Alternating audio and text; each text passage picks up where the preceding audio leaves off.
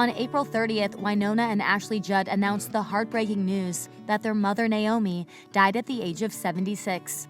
They later confirmed that the country music legend had died by suicide. Now, Wynonna is opening up to people about how difficult the healing process has been. I'm telling you that when you deal with suicide, there's so much mystery there. What was she thinking in her final moments? What drove her to say, I'm done? She's really tough. She's a tough sumbitch. And yet she was done and she was in too much pain. And I don't know what to do with that.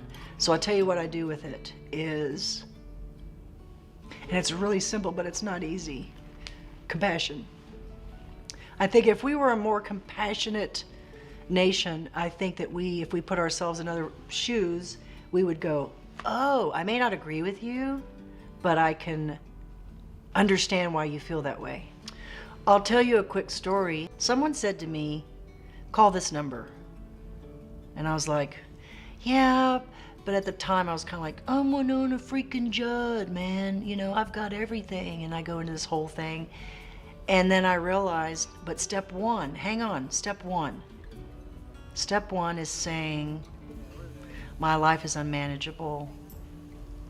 And it's also saying, I need help. That's not easy to say, but it's necessary even for the grandest of the grand. I need help. I need help with this. Everybody needs help. And so I called this number, and you know what the guy told me? He's one of the greatest grief counselors on the planet. He said, something I needed to hear. You are right where you're supposed to be. I thought I was crazy for thinking what I was thinking. I swear I thought I was crazy, and if I said it out loud, I would be judged and probably canceled. I don't know. But I felt really out of my mind a little bit, and I'll be honest with you, I was thinking all kinds of crazy thoughts about what do I say, what do I do, what do I tell people, what do I not tell people, because I was in this season of what do I share, what do I keep to myself, because I've always been open about my life. I wrote a book, for God's sake, telling everything. And he said, you're right where you're supposed to be. And I thought, who was going to tell me that? Nobody. I think the most dangerous thing we could ever do is to be known, to be fully known, to stand there and say, by the way, under here I have on a push-up bra and it's got some stuff in there to make my, junk go up. It's really scary to stand there and say, I'm really not as great on the inside as I appear on the outside. There's a lot of shame and a lot of guilt. And I've been there, but you know what? My fans have really relied on me through the good and bad times to just say it like it is. Coping is a good word. I'll tell you what I know about death. In death there is life. I feel both at the same time. Simultaneously, I feel joy and sorrow. I'm walking a paradox. I'm literally a walking contradiction. I feel joy, I feel pain. I feel light, I feel dark. I have a really wicked sense of humor because I worked with my mother for 8 years and I shared a bus with the woman. I'm pretty tough, but I'm also really tender. And how am I coping? It depends on the sentence. I'm on the phone talking and all of a sudden I'll just begin to weep. And then 10 minutes later, I'm making dinner and I'm talking to my husband about our date night. And then my granddaughter comes and I cry some more. I'm crying a lot, and that's okay. And in the healing times, by the way, it doesn't mean it's a sign of weakness. I think that it's the Holy Spirit thing for me. I feel the Lord, and I feel joy, and I feel sorrow all at the same time. So I don't know about you. I think crying is really necessary. Don't let anyone tell you that crying is a weakness. Currently, Wynonna is honoring her mother's legacy with a concert tour that was originally planned to be a reunion for the Judds. Wynonna shared how she hopes the shows will help both her and fans heal as they remember her late mother. I do have a favorite moment. It's very, very tender.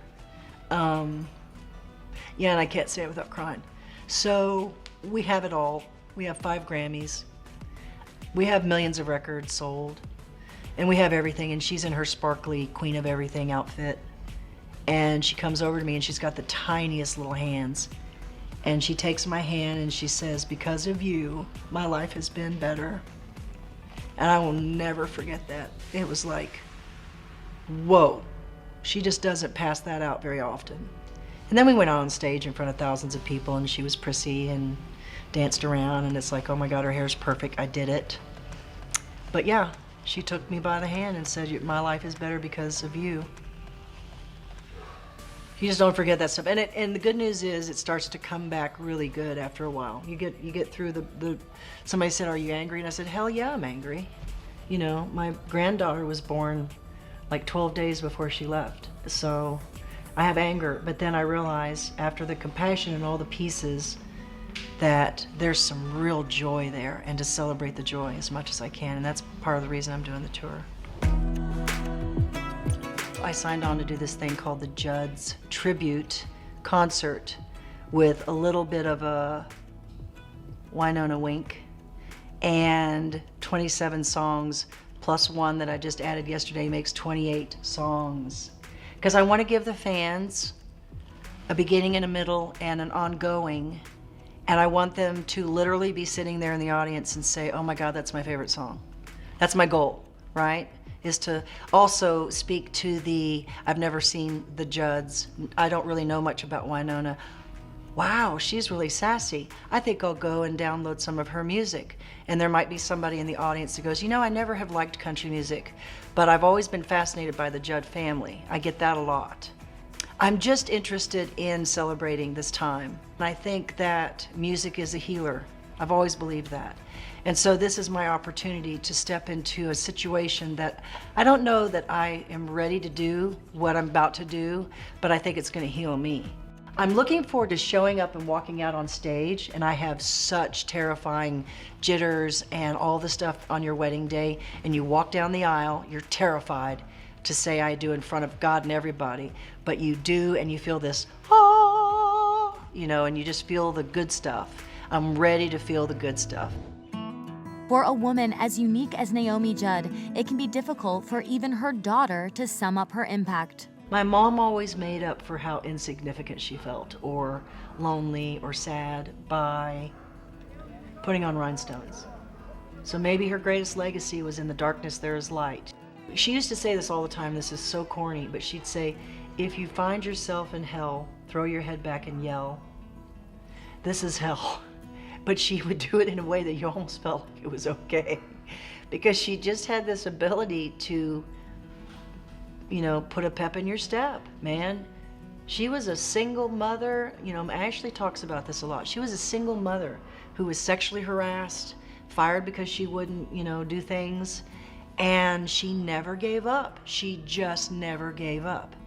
We would go to the White House and I'd say, Mom, I swear to God, if you so help me, correct me in front of the President of the United States, I will say something, you know, and she would say, don't you even talk back to your mother like this. And we would meet the President and she would correct me. And she was always so determined, no matter what happened to her, being raped, being fired, being, you know, forgotten, you know, a single white female raising 2 babies by herself on welfare, food stamps. That's no joke.